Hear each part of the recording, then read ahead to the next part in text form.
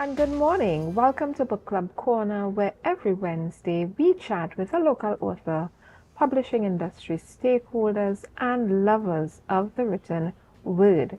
I am Jewel Green, your host, and today we have with us the amazing Dr. Muli Amaye. And she's here to talk to us about one book in particular of her many books. Dr. Amaye, welcome.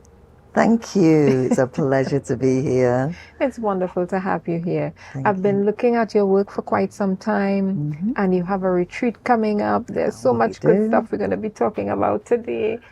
Listen, ladies and gentlemen, wherever you may be viewing from, Trinidad and Tobago, Dominica, Curacao, on the, you're online watching, welcome to Book Club Corner, and we're here chatting with Dr. Muli Amaye.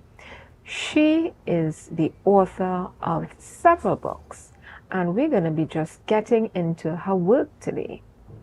She is a novelist and a lecturer.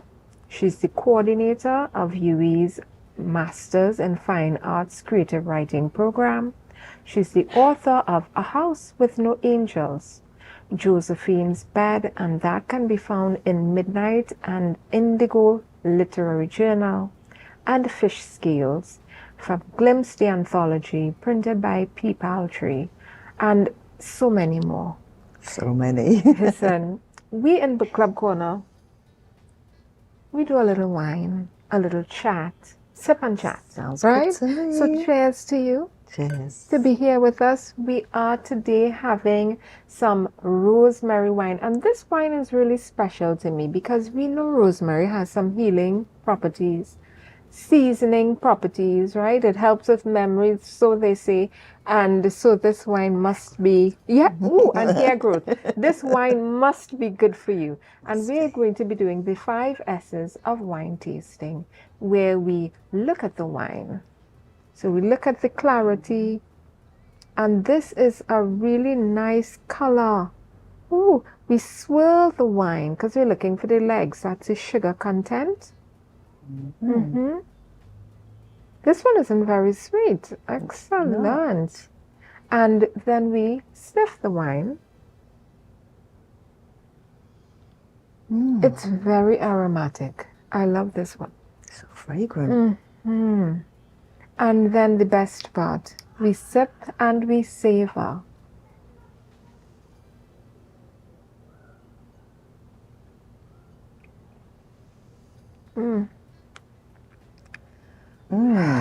This wine, it surprises you. You smell it and you're expecting one thing, and then it hits your palate and you're like, wait, what happened? It's really full. It's beautiful. It's kind of light, something that you could drink during the daytime, but it's also, it's got body. It's got body. Yeah. I'm seeing me drinking this wine, having some ceviche. Something to cut across a little of the sweetness, some lime flavor. Yeah, I could see me having a fish meal with this, a fillet and some vegetables, some provision, and this one. Very nice. Thank you so much, LLW Exotic Wines. That's Luke Lashley. He's been sponsoring us for the last few weeks, and we have been really enjoying his wines. Listen, we're going on a quick break. Get your wines, get your snacks. If it's too early for you, get some water, as we say, get some government juice, right? And come right back with your snacks. We're going to be getting into the book by Dr. Muli Amaye. See you in a few minutes. Okay, good.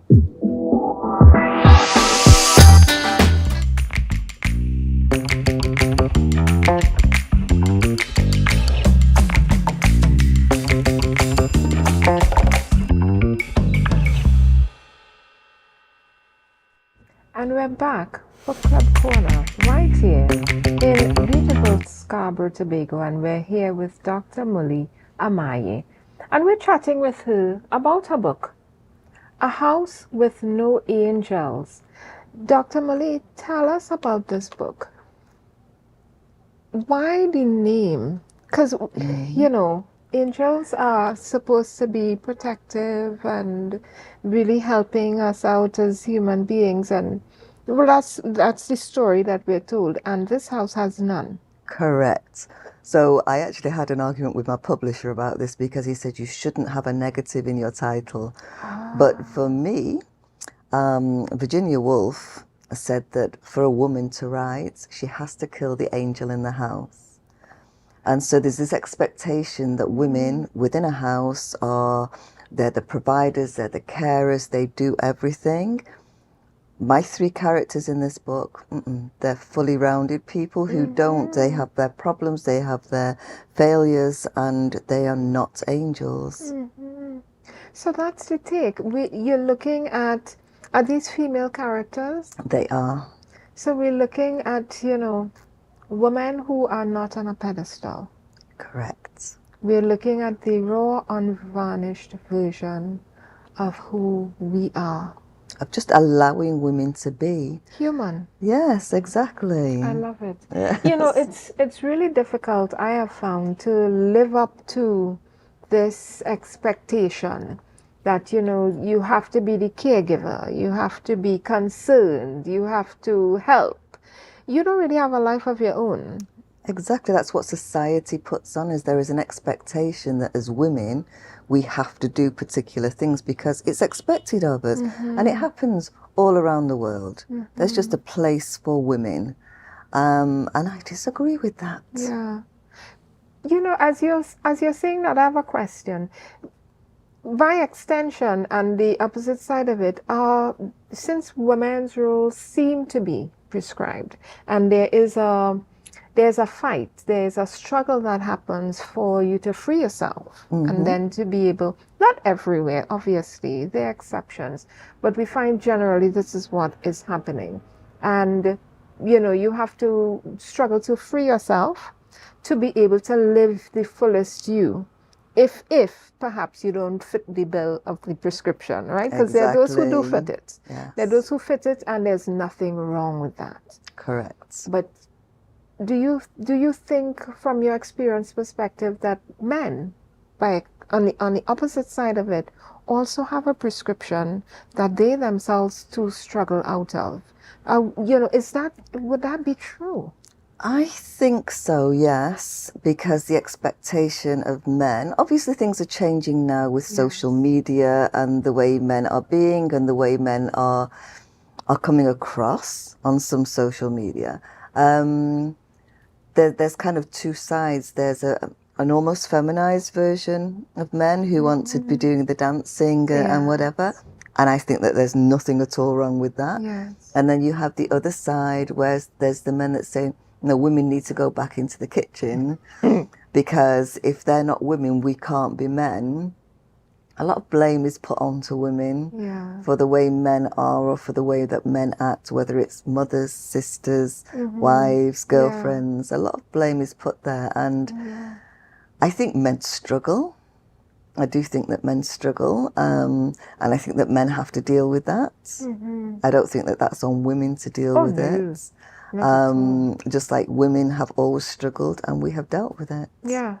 I just wanted to, you know, when we look at it, I just wanted to identify that, because sometimes that's how I feel. I feel like we're both struggling in our own little lanes, in our own little spaces, as you know, as we try to put gender roles on each other, and we each struggling. So I say, stop it. Yes. Yeah, let's remove these gender biases, stereotypes. You have to be, you must be, men should be, women have to, you know. Let's just try to be the best us. Just be who you are and what works for you, what makes sense for you. Why did you decide to write this book?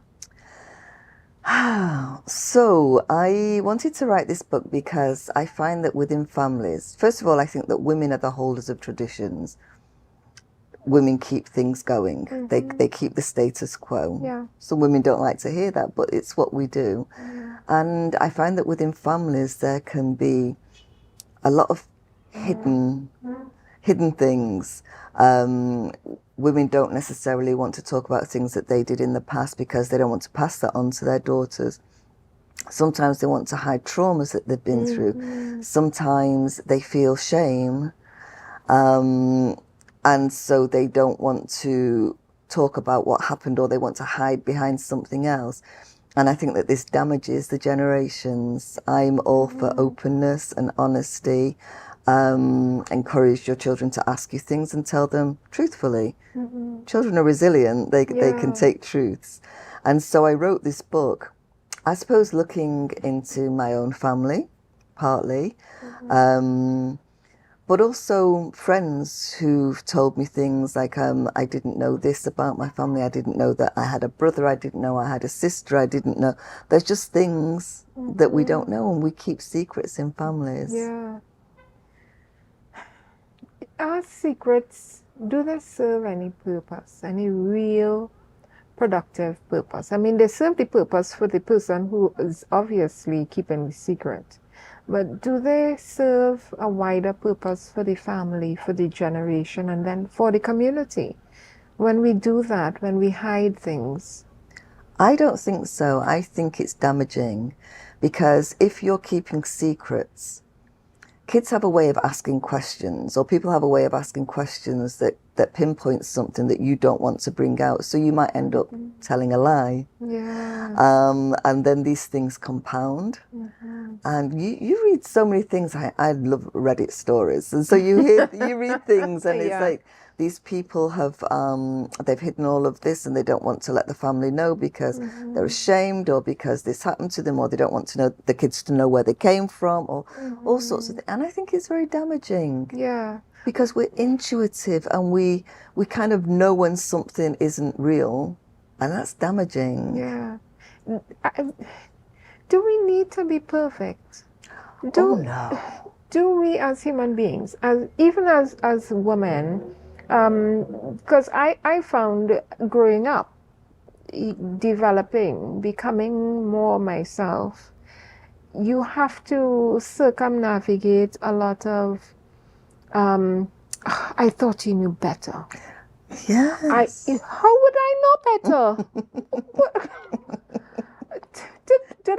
Did we have this already in class? Did we do this already? This is the first time I'm encountering this. How would I instinctively know better? I don't know anything about this. And nobody has spoken to me about it. And we're supposed to know instinctively? Yes. How? Because that X chromosome, that little extra kick there, has all knowledge. Yes. Nobody told you, right? It has all the knowledge. That when the men have the X and the Y, right, that little piece they're missing there, it has everything on it. Apparently. Yeah, it came with everything. So when you're missing it, you get to abscond and say, I didn't know, and everybody's, it's okay, we know you didn't know. And you, how dare you not know better and do everything perfectly. Is that something you found dealing with in your book, that your characters dealt with in a healthy way? Not at first. My characters are deeply flawed, all of them. So it's a grandmother, the daughter, and the granddaughter. And I looked at them generationally, the kind of things that grandmother would have put up with in the 40s and the 50s are not something that the child born in the 60s and 70s would put up with. And then you get the millennial child, oh gosh. They're looking back at that grandma and saying, no, that's not a real thing. Yes. That's not how life is. So, yeah. I think the millennials are the one who came up with, we're not cleaning dashing bush anymore.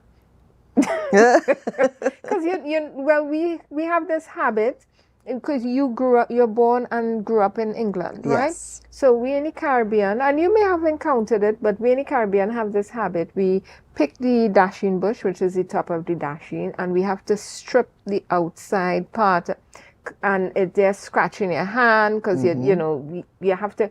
And the millennials like, We're not doing that. Throw it in the pot.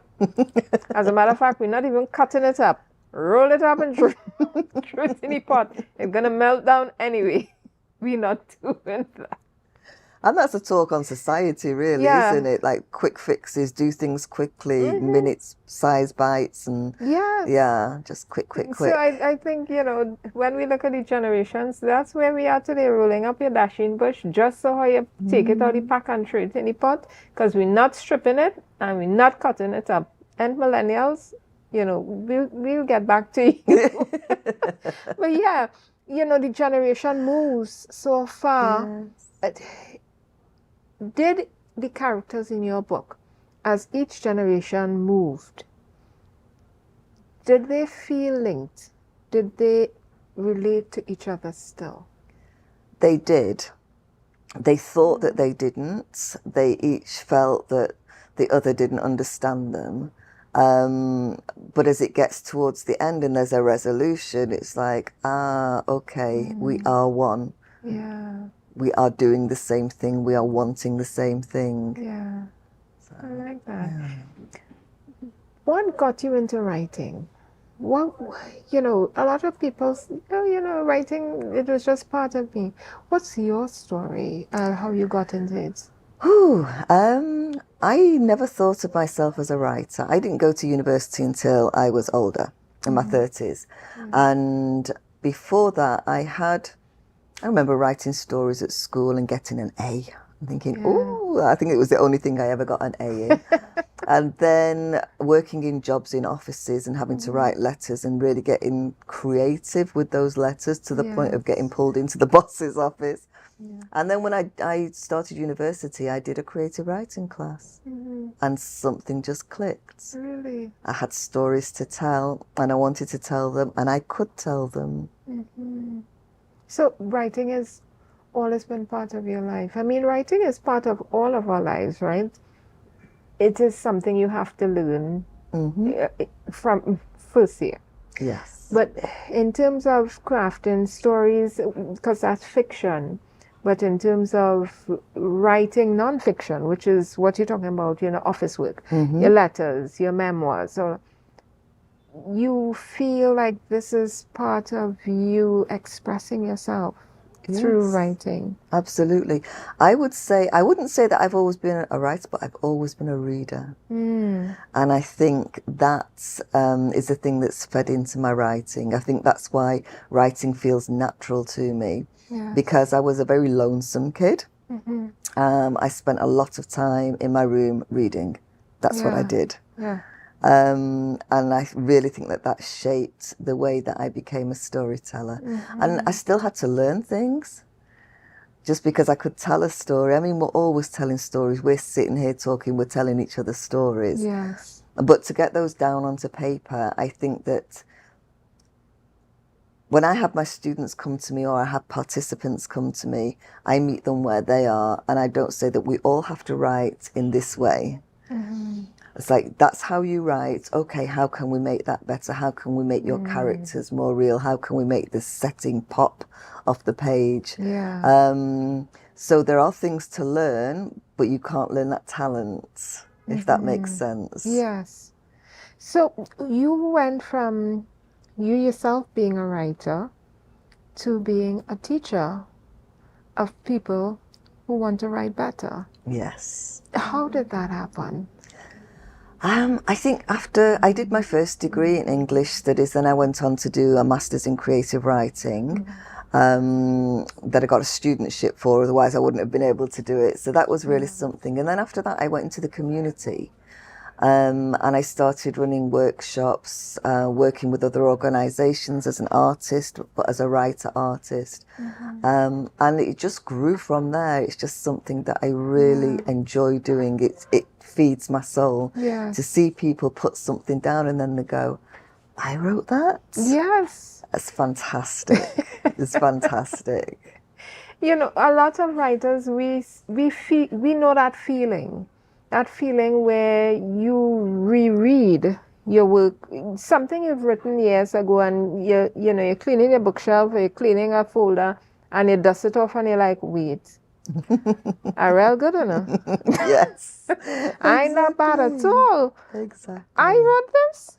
Like, where did this come from? Do you have those feelings from time to time when you read your work? Oh, all the time. Yeah. All the time. Sometimes I forget. I picked up a notebook the other day because I was in the middle of a story that I was writing, and I always write by hand. That's the first thing that I do. Yeah. And I thought, oh, I remember this story, let me go and read. And I was reading, I was like, I don't remember writing that. Yeah. Really?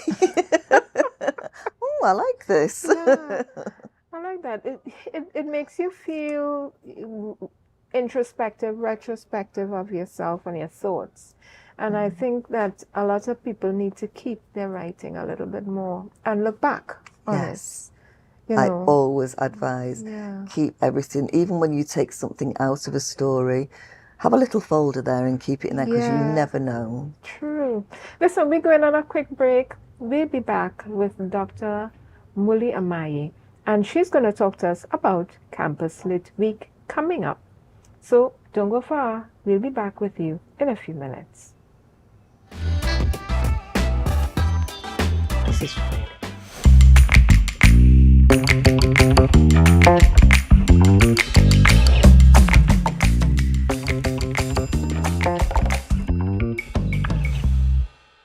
Welcome back to Book Club Corner, where we're here chatting with the wonderful Dr. Muli Amaye about her books and her writings. But before we go any further, I want to thank Luke Lashley for his amazing wine, as well as my other supporter, who is Neve at Eye for Design, right there in Lowlands. The beautiful arrangement we have here that you're seeing, this has been done by Mr. Neve at Eye for Design, and this one is a particularly favorite one of mine because I can dust it off and put it back out ever so often. He does some live pieces as well, so if you like live flowers, real live flowers, whether it's for your birthday, a dinner, a wedding, he decorates, listen, beautifully. Give Neve at Eye for Design right here in Lowlands Tobago a call, as well as Mr. Luke Lashley of LLW Exotic Wines, and get your wines and your decor done today. So thank you guys for supporting this show. We're going to be talking about this book glimpse.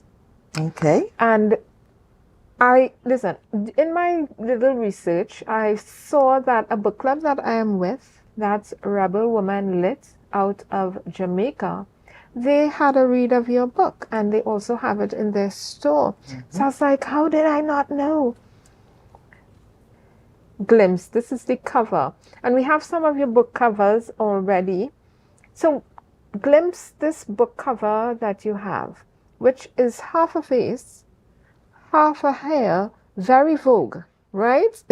Yes. Did you come up with this book cover yourself? No. So this book was edited by Leonie Ross, and I have a story in there. Yes. It's an anthology. So we had nothing to do with the cover. I was just very grateful that she accepted my story and put it in there. Tell us about this book and about your story in the book.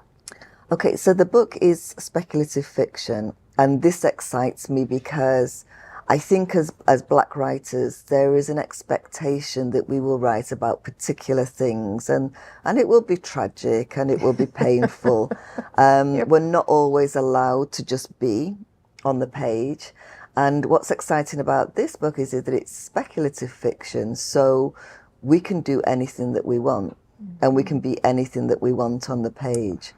And I think the way that Leonie Ross edited this and the way that Peepal Press was so open to allowing this to be is just amazing. The story that I wrote, it's actually about my mom dying. I sat with her for 2 weeks in the hospital in 2017. And I didn't know until after I'd written the story that that's what it was about. But it's not a sad story. Yes. And it wasn't sad when I was writing it because fantastical things were happening within the story. And it was only afterwards that I realized, okay, I actually experienced the feeling of that when I was sitting in the hospital talking with my mum. So. I find a lot of writers are exploring a relationship between life and loss in their stories. And it comes up unexpectedly sometimes. Sometimes it's as they say in Barbados, it's purpose work, right? They meant to do it that way. But I'm finding that cathartic quality that writing brings to your life is helping a lot of people navigate loss. Yes. How did you find your story? Because you're saying, you didn't know what the story was about until after you finished writing it. How did you find the story, the content, the package in terms of navigating loss and looking at it? How did you feel you treated with it when you looked back at it? Okay, so I looked at the person as a whole person. She's an older woman, but I gave her a whole personality. I gave her a way of being, a way of thinking, a way of not being perfect that was acceptable. So we saw all her flaws. We heard her thoughts, and they weren't angelic at all. We heard the things that she was ashamed of, the things that she'd hidden, and what they did to her and her body because she couldn't acknowledge things. And for me, that's just being human. So I wanted this old lady, because quite often we take old people and we think they're just old people, and we forget they've lived a life. They've lived a whole life. Yeah. They've been at the stage that we're at. They know things that we don't know, and they're whole people. And they're still living. Yes. We tend to package it like that. They've lived they've had a good life. And they're still living. Your spirit doesn't age. No. And I think I've found that as I've gotten older, because I can feel the same now as I did when I was 20 years old or when I was a teenager. Yeah. Because my spirit doesn't change. The body does, because it has to. Yeah. But your spirit doesn't change, and old people are the same. That's such an amazing thing that you said, and so valuable to note. I remember when I turned 20, my little sister, she's a few years younger than I am, and she looked up at me, her eyes were googly in her head, and she said, "How does it feel to be 20? Like I was on the verge of death, right? Yes. I was like, what is wrong with you? I feel like me. There is no thing that you wake up and say, oh, I feel like 20. I feel like 50. What is it? It is the first time you're there. So how do you know what it would feel like for you to identify it as some milestone that I feel 40, I feel 30? What do we know? We absolutely don't. No. So you feel like yourself, and that's the most important. Do you feel like people are being forced to age?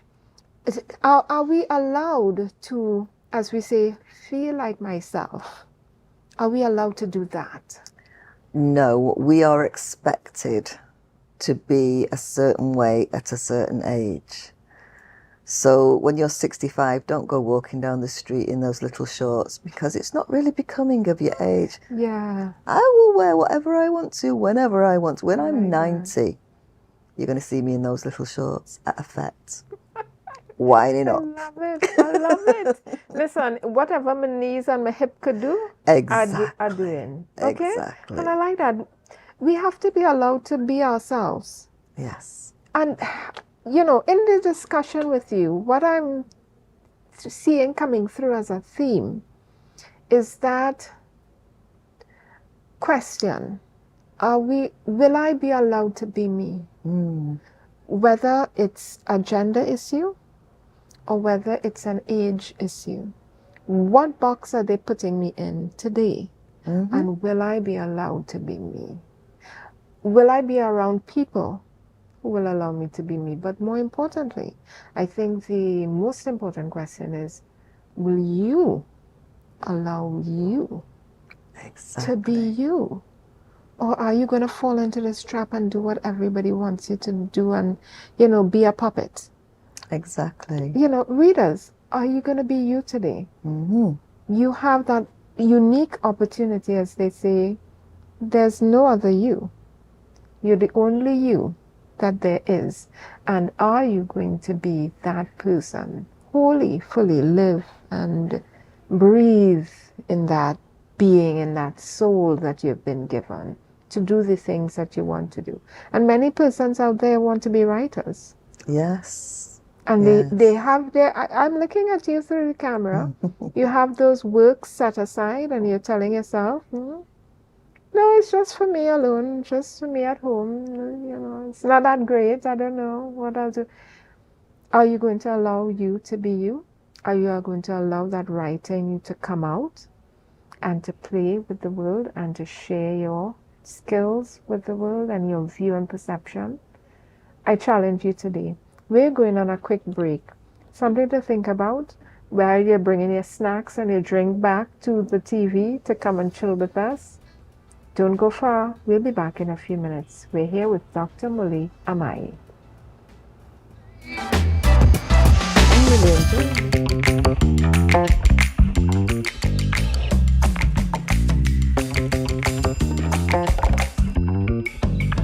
And we're back with Dr. Muli Amaye right here on Book Club Corner in beautiful Scarborough, Tobago. We could not be at a better location. And listen, this is my favorite time of the show. We are going to be read to aloud. So put up your feet, get yourself comfy. Dr. Amaye is going to be reading from her story in the anthology, Glimpse. Ready? I'm ready. Fish scales. When Chi-Chi woke up that morning, she suspected it wasn't going to be an ordinary day. Partly because the light was already seeping under the bottom of the room's 2 short curtains, and she never woke this late. Partly because the pain in her body, her forever companion, was gone. But mostly because of the 2 large fish scales glittering on her bedside table. They were a sign. Chi-Chi moved her head slowly, testing her new body. Not one pain touched a muscle or a joint. She laughed loudly. Her rickety headboard banged against the wall with each chuckle, making her laugh harder. Thump, thump. Delighted, she began moving her legs under the heavy covers, kicking and then flinging the covers off with abandon. Thump, thump. The door flew open. It was Stella, her dedicated carer. Lord Jesus God Almighty, what is this now, Miss Chi-Chi? I was thinking you have a man in here who's taking a fit. What a thing now. Chi-Chi stopped laughing, her mouth wide enough to show the gummy gaps at the back. She pulled her legs together and smoothed the ruffled sheet back over them before the girl could reach out. Chi-Chi rearranged her face, letting it settle back into its crevices, forehead to chin. It's a good job I wasn't entertaining, banging into my room like that. No respect, you young people. None at all, at all. Come now, Miss Chi-Chi, your entertaining day's long gone. It's my job to make sure you're okay. Chi-Chi dug deep for her most withering look to fling at the uppity girl. But she couldn't find one. There was an unfamiliar feeling of lightness pulsing through her body. Pushing herself up on frail arms, her triceps hung like old net curtains. She swung her legs over the side of the bed and searched for her slippers. She could feel Stella's eyes on her bowed head, glanced up to see the girl gaping. Chi-Chi couldn't help chuckle again. When was the last time she swung anything? Go and boil the kettle, there's a good girl. I'm fancying a nice cup of tea. Stella hesitated. Close your mouth, dear, you're causing a draught. Slippers in place, Chi-Chi slid easily from the bed. She glanced at the fish scales on her bedside table before striding into the bathroom. And that was the start of the best day she could ever remember having. It sounds like an amazing day. What are these fish scales about? I don't know. You have to read Get the story. I love Go get the book. Get the glimpse. book. I'm in love with Chichi already. Yes, she's quite marvelous. Yes. She said, close your mouth. You're causing a trap. Listen, as we say here in the Caribbean, you nearly swallow my whole. I love it. What made you write this story, Fish Scales? This is silly. I woke up one morning and there were 2 round pieces of plastic on my bedside table. And I don't know where they were from, but I just remember looking at them and thinking, oh, they look like fish scales. And then there's a book by William Faulkner called As I Lay Dying. And there's one chapter which is simply, the young boy goes, my mother is a fish. And so I connected those 2 and Chi-Chi was born. Oh, I tell you, the mind of a writer. We string obscure pieces and details together and come up with life. Yes. It's amazing. When we talk about your writing, we have to get into the work that you're doing with Yui and Campus Lit Week. Yes. Yeah? Tell us about that. It's coming up soon. It is. Campus Lit Week is the highlight of my year with the MFA students. So each year we will have a writer in residence that will come and join us. This year we have Ingrid Passau, who wrote Love After Love and the love songs of Boise Sing. Oh, yes. That I know. So that's really exciting. So what happens, we have a week from the 24th to the 28th of March. It's normally the end of March. And the students arrange for lunchtime readings. So we will go in the Alma Jordan Library on some days. And then other days people will send in their writing. So if there are any writers out there that would like to feature in Campus Lit Week, please get in touch. And then the students will also do interviews with different people that they find interesting, Caribbean writers or Caribbean thinkers. They'll do panels where they'll discuss what it means to them to be a writer.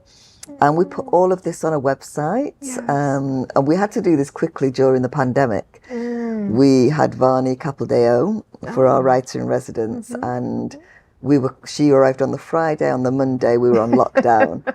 And we were like, but what we're going to do about Campus Lit Week? And we did everything online just one time, and we've continued putting it online because it has a wider audience. And so it's a hybrid kind of thing happening. It is, yes, but everything will be on there. And then on the Friday evening, we have wine. Yeah. And now I've been introduced to this wine. I will be looking somewhere else this year. Definitely. And the writer in residence they'll do the gala event. So there'll be an hour of them reading, talking to us, giving us insights into what they do and who they are. And then we just all get together and snack and drink and talk writing, talk literature. This sounds like I'm coming. Come, please, you are invited. This sounds perfect. Book lovers, readers out there, Campus Lit Week is coming in March. It is, yes. Get ready for Campus Lit Week. That's in March, as well as Booker's List Fest is happening in the first week of May 1st to 4th. So you have 2 amazing events to look forward to. They're both in Trinidad. However, if you're in Tobago, you can go to the Campus Lit Week website. You can, and find all the content and share it without even leaving your home, right? You don't have to buy a plane ticket or a boat ticket, right? Or teleport yourself to Trinidad. You can stay right here in Tobago and enjoy Campus Lit Week. And I know that there are a lot of events from Bookers that are going to be happening in terms of being online as well. You can participate in some of those online, but most of it is going to be down at the Port of Spain Library. We want to thank Caribbean Book Marketing Hub for supporting the show, and we want to share some of their services and work with you. There is the author directory, and you, as an author, you need to get on this directory. If you want persons to know who you are, about your work, where we can find you, get yourself listed on this author directory. You can scan the QR code or use the link below, but get on to them. And if you're looking for this Caribbean Book Marketing Hub, you can find them on social media, Instagram, and on Facebook.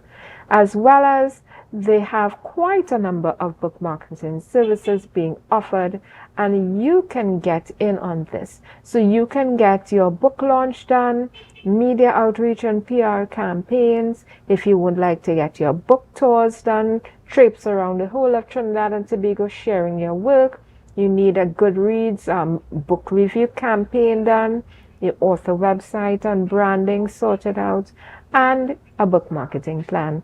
Get in touch with Caribbean Book Marketing Hub at 761-8790. And we want to thank Caribbean Book Marketing Hub for getting Book Club Corner together. They're the ones who are behind the scenes sorting us out. Dr. Muli, tell us about some advice. What would you want to leave with the authors, prospective authors, before you go? What advice do you think would be valuable for those looking on who want to get into writing or who are already writing? The advice I can give is to write. Yeah. Not to spend too much time thinking, but to write. Quite often at the beginning of a workshop or when I'm teaching, I will have students take their pen, put it on the paper and just write without thinking. And if you don't know what to write, I don't know what to write. Yeah. And eventually your thoughts will flow, and that just gets all the fuss out of your head so that you can be more creative when you come to sit down and say, okay, this is the story that I'm going to tell. But also, in between Campus Lit Week and Bocas Lit Fest, right here in Tobago, there is the Right Space Writing Retreat in Charlottesville. Yep. So for anybody who is writing in Tobago, anybody who wants to start writing, anybody who has that interest, get in touch with us, because we're going to be here from the 4th to the 7th of April up in Charlottesville, staying in the Manor War cottages, and it's going to be a whole community of writing, of workshops. We feed you. We give you Pilates and meditation in the morning to set up your day correctly. Yeah. We'll give you a one-on-one for your writing and meet you where you are, and you will meet a community, and you'll bring together those who are interested in what you're doing, you're interested in what they're doing, and it just creates that writing community, which I think is very important. Listen, this isn't your first retreat. It is not my first retreat, no. Tell us about that retreat experience, the one you had before. Tell us what people are going to come and experience at the second retreat. Okay, so we learned things from our first retreat, which was last year in the same place in Charlottesville. Manor War cottages are very basic, but that's what we needed. Yes. You need a bed with clean sheets on it and a clean apartment, because you're going to be outside, you're going to be writing, you're going to be pulling seine with the fishermen, you're going to be experiencing the beautiful outdoors, nature at its best, and getting inspiration from everything that's around you. You sit on the deck to do your writing and you hear the waves hitting the shore. It's a very nurturing space. It's a very non-judgmental space. You bring yourself and your writing exactly where you are, and we meet you there. And last year was just so beautiful. People came together from all different communities, from all different spaces, from different styles of writing. And they encouraged and held each other and brought each other to a space where everyone was happy to share their work. We had a little gala event on the last evening where we sat around and read the work that we'd done. It was just wonderful. It's very nurturing. It sounds so amazing. I wish I was there right now. My good friend Earth was at that retreat. Earth, I saw your pictures. You never tell me it was good. This year, I'm going to be there. Listen, as writers, creatives, we tend to be taking out of this vessel. Not putting back in a lot. This retreat puts back in. It feeds your soul. Yeah. There's just something so special about Charlottesville. It's the peace. It's the quiet. It's the nature. The sea's just there. I go about 4 or 5 times a year because I need my soul to be fed, so that I can then go out and teach, and I can go out and write, and I can do what I have to do. Listen, people, get to this retreat. Start putting aside your monies, right? This is when? April what? It's April the 4th to the 7th. April the 4th to the 7th. You have a good few paychecks in between, right? And just in case you get help with your finances, you have some time to get your monies together. Listen, count your coins and put them aside, right? Get there. If you are a writer, a prospective writer, this is the place for you. And I always tell people Tobago is a creative hub. Yes, absolutely. It's like a vortex. Absolutely. Get here. If even not for this retreat, let us say you're like, darn it, I'm gonna miss that one. There'll be another one. There'll be another one. There will be another one for sure. Listen, it's coming up, and get some time stored away in your calendar to be in Tobago. Whether you're going to be writing, doing poetry, you're into drama, you're into sculpting, you're a visual artist, whatever your creativity may be, get to Tobago and get some of that creative juice flowing here in the creative hub that is Tobago. We're going to be closing off now, but before we go, Dr. Amaye, tell people where we can get your amazing books to buy. Okay, so you can get most of my books at Paper-Based Bookshop, which is in Trinidad. Yes. And it's part of the Bocas Lit Fest building in Alcazar Street. The Writers' Centre. Yes, the Writers' Centre. You can get it on Amazon, for sure. And other little bookshops here and there, I have found my books. Fantastic. And they'll soon be in Tobago. Don't worry, right? If you want to pick up a physical book, we're going to get them into some bookstores in Tobago. Mansa Bookstore in Calder Hall. They love to get some local books, so we're going to be getting some of these books in there. Before we go, obviously, you know what we do on Book Club Corner. Cheers to you. Cheers. Cheers to you, Dr. Thank Amaye, you. and cheers to you, viewers, wherever you may be. Be kind to yourself. Be kind to each other. And as they say, keep reaching for the stars. And we will see you next week, Wednesday, where we chat with another amazing author right here on Book Club Corner in beautiful Scarborough, Tobago. See you next week.